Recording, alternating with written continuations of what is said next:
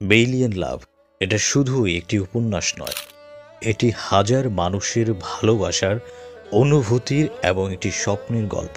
যে গল্পের পিছনে লুকিয়ে আছে অজস্র স্মৃতি, অজস্র রাত জাগা স্বপ্ন, হৃদয়ে লালন করা একটি বিশাল অনুভূতি। এই অনুভূতিকে লক্ষ্য করেই আমাদের এই গল্প। আমি বেইলিয়ান লাভ উপন্যাস থেকে আপনাদের ফ্ল্যাপ পড়ে শোনাচ্ছি। আমি খুব দ্রুত তার চলে যাওয়া দেখলাম, অথচ রাস্তায় কত শত ট্রাফিক ছিল, বাসের পর বাস অবলীলায় ঠাঁই দাঁড়ানো, সিএনজি, অটোরিকশা সব ভাবলেশহীনভাবে দাঁড়িয়ে আছে। ফুটপাতে এক চুল পরিমাণ জায়গা নেই, মানুষে মানুষে গাদাগাদি, অথচ কি মসৃণ ভাবে সে ঝড়ের গতিতে চলে গেল।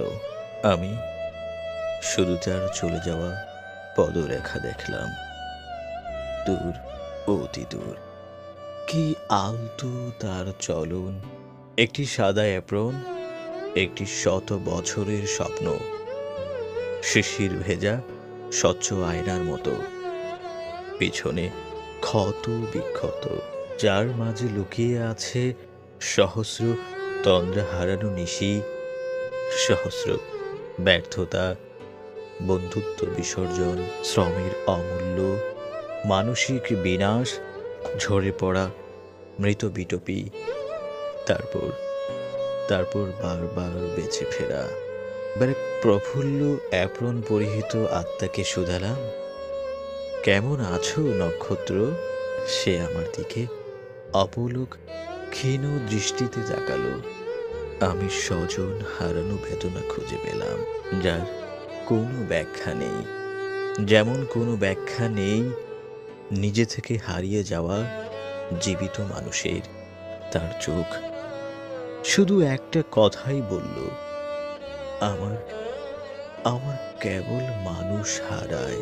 মৃত্যু পথযাত্রা থেকে ফিরে আসা রোগীর হাসি তার জীবনের রূপরেখা এঁকে দেয়।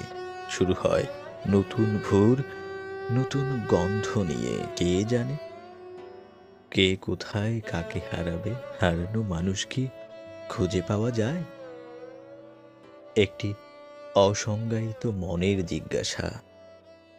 তোমাদেরও কি মানুষ হারায়?